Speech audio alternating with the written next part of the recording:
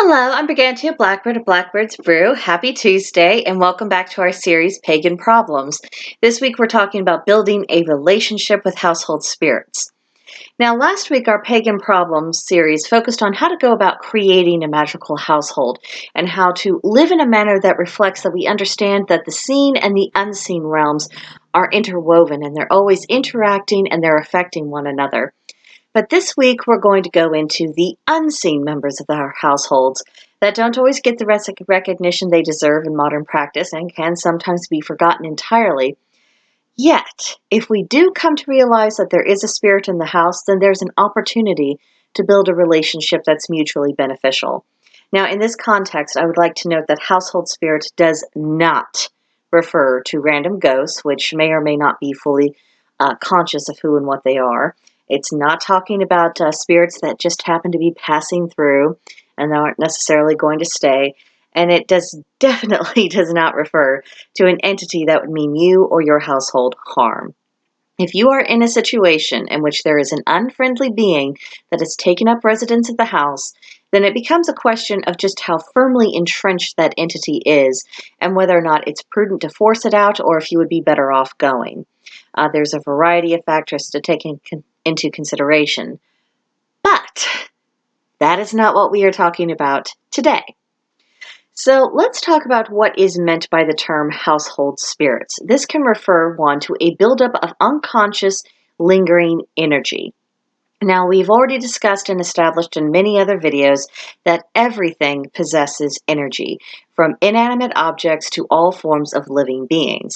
And like footprints, everything leaves a trace amount of energy, and the longer an object or a living thing is on one spot, the more noticeable and detectable and potent that energy is going to be. Now, at minimum, this buildup of energy from multiple sources, it creates an atmosphere. And you can probably think of houses that you've been to that, as soon as you walked through the door, you just felt as though you walked into this wall of energy that immediately gave you a sense of what kind of home it was, for good or for ill. Now, I have yet to find very much information or particularly in-depth discussion on this topic, so by all means, consider this a very untested, and unverified theory on my part. But I do find myself wondering if the unconscious energy, that is coalescing around a house eventually attains a kind of consciousness, and if then it is on the road to becoming a fully fledged and a self-aware spirit with an independent will that happens to have custodianship of the house and the land upon which it resides. I would love to hear more of this discussed, particularly with people who have already gone into very in-depth research. I think that would be a fascinating discussion. But another household spirit that we could be talking about are ancestors. Many people of a variety of faiths strongly feel that their deceased ancestors are keeping a close watch over them, and by extension, their family and their household. Now, for us pagans, we understand that if an ancestor is doing this, it's because they are in between their incarnations. But still, it has been known to occur. Of course, a little less often, it could be totems that would constitute this household spirit. It could be a plant, animal, or even a mineral. Now, plants, if there's a large number of the same type of plant around where you live, for example, if you were in a forested area and the majority of the trees there were oak, well, then the whole home and the surrounding land would be absolutely infused with the energy of the oak tree and with the subsequent magical side effects of that. In the case of animals, it could possibly be a personal totem or a totem that is tied to the entire family. But it is also something that could be tied to the land itself, and then it takes an interest in the home and guards and watches over it. That's one possibility. Again, not as frequent as other forms of household spirits, but still a possibility. And then it comes to minerals. Now, rocks are composed of the earth itself, and like the plants and animals, it has its own energy. The dominant type of stone where we live can create an atmosphere in and of itself. So learning what that stone is, drawing upon that energy consciously, can also be a means of safeguarding the home. I would think that the mineral and the plant being the household spirit would be amongst the least likely candidates to be an actual household spirit, just because a lot of household spirits seem to be have a conscious awareness of themselves and of what's going on around them. And with plants and minerals, that's not really what's at play. Now, most often, a household spirit will refer to a form of fae. Now, ancient cultures around the world, they had a variety of concepts of beings who weren't gods but still had considerable power, and they could become very strong protectors and helpers around our home. So for our purposes, I'll be using fae in the broad umbrella sense of the term. A lot of cultures had their own special words for this. Brownies, elves, gnomes, goblins, fairies, lares, Bianti, kobold, domovoi, husvatir. But it all refers to essentially the same thing. These are household spirits who shared the residence and contributed. Now, deities could also be the household spirit, but that would be on a higher level than the previous options we discussed for obvious reasons. The god of the goddess can certainly be invited to take an active interest in the home, and sometimes they do. If you are working with a patron or a matron deity, that might be the person who's presiding over the household, providing protection and assistance of various kinds. But also another possibility would be deities specifically associated with hearth and home and who have been consciously invited into it, and then they take up residence and they actively influence what's going on if they choose to accept the invitation. Now, these relationships can be good or they could be very, very bad. And of course, for some, and this includes magical practitioners, the idea of an unseen being residing with you within the home, it can be unsettling. And certainly relationships can get off on the wrong foot, misunderstandings can arise, and just as not all people are compatible, not every spirit and person are compatible either. So that's one possibility we have to take into account if there's a vibe that we don't like around the house. However, if we sense that a spirit of whatever variety doesn't mean us or our family or our pets any harm, then it's up to us to really set the tone of that relationship. So friendliness, respect, and acting in good faith towards the spirit, it can go a long way towards building trust, getting properly acquainted, and learning how to operate in tandem for mutual benefit, because it should be a give and take two-way street. Now, if we are having trouble within the home, instead of immediately assuming that the resident spirit in the house is the source of this or is maliciously feeding off our discomfort, it would be sensible to examine the state of our own energy. Practitioners of the craft often have a louder energy than non-practitioners, and this becomes very apparent when we are upset or when we're going through difficulties, particularly if it's of a prolonged variety. So if the atmosphere in the house is off, it could be us, not the spirit in the home. So when in doubt, do a self-cleansing and then see what effect that has and then proceed accordingly. And if there is an issue with the household spirit, you can deal with it then. Now, practical steps. After you have discerned whether or not there is a conscious spirit already residing in your household, you've got to go into a meditative state. You've got to stretch out your senses. Sometimes it helps to put your receptive hand, which is usually your non-dominant hand, against a wall in the house and allow yourself to absorb the energy and just see what you can see.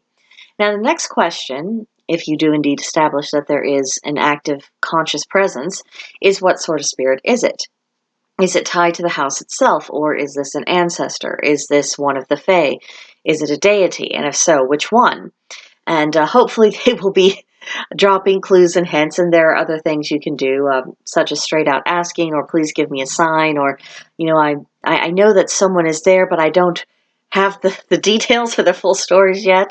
So once you've established and you're relatively certain of the manner of being that you're interacting with, you can tailor how you conduct yourself towards it. One thing that has been recommended is to start by giving your house a name.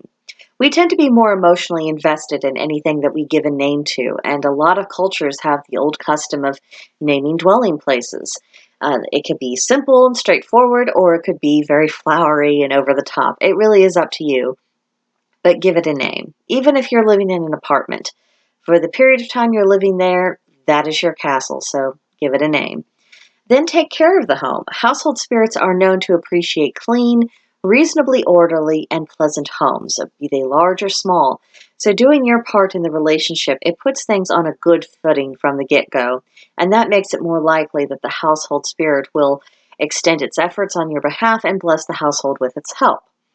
Another recommendation is to give the spirit its own space. I've read that some prefer dedicated shrines, others are content to be left offerings on your established altar, and others like to have a little nook in your home to themselves where they can just hide away whenever they wish to.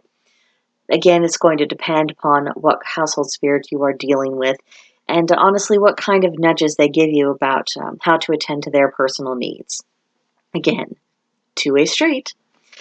So, on the subject of offerings, offerings could be food or drink or flowers, crystals, incense, homemade crafts. But the main thing is to give offerings in a spirit of love and clearly state who the offerings are for and why, and try to accommodate the personal preferences of the household spirit when and where possible. Sometimes these things will be right in line with tradition and lore. Other times they will ask you for very surprising things, but just when you can, it doesn't hurt to give them what they want. Also, try to establish reliable lines of communication. Now, if you get clear nudges intuitively, then that could very well be enough. But otherwise, or if you feel like communication is broken down, you could turn to divination methods that you're already familiar with, or that would be culturally familiar to the spirit in question. And of course, if all else fails, you could try a spirit box to see if that produces results. And don't forget to speak to the household spirit back. No one likes to feel ignored or unappreciated. And there is a lot of established lore of if the household spirit feels as though it's being taken advantage of, that it'll, go off and leave you, which could be very bad, or it could start creating mischief around the home, which could also be bad. So if you know someone is there, don't ignore them. Tends to make issues. So, a magical household and keeping it happy and healthy, this is obviously a more involved affair than housekeeping in a non-magical household. But the rewards for building relationships with friendly household spirits can be considerable, and it's part of living a pagan life. The things we do have practical, real-life consequences, both magically and mundanely, and the relationships we have with the unseen, be they spirits, ancestors, fae, or gods, will also manifest in all areas of our lives. We can actively create a good environment and build strong relationships that strengthen the entire household. A lot of it really is up to us. So, I hope that has got you started a little bit. If you don't already have an established relationship with any beings that are within your home, I hope this gives you a little nudge to explore what's there. And of course, I would love to hear your thoughts about this. Some people have very long-standing relationships with their household spirits and a lot of experiences with them. We would love to have that discussion at Blackbird's Brew. There's a link in the description box below so you can join us, and you are very welcome to do so. We encourage conversation. We encourage an exchange of magical knowledge. We encourage people just tossing out questions and saying, I always kind of wondered about this. Does anyone have any thoughts? We've had some really interesting conversations as time has gone on, about sometimes the most random things that just get tossed into the conversation. And it's interesting and it's a learning experience, and there's a lot of value to be gained by just picking each other's brains from time to time. So you're welcome to join us there. And of course, if you have not already, please subscribe to this channel, give this video a like, leave me a comment, and I'll see you next time.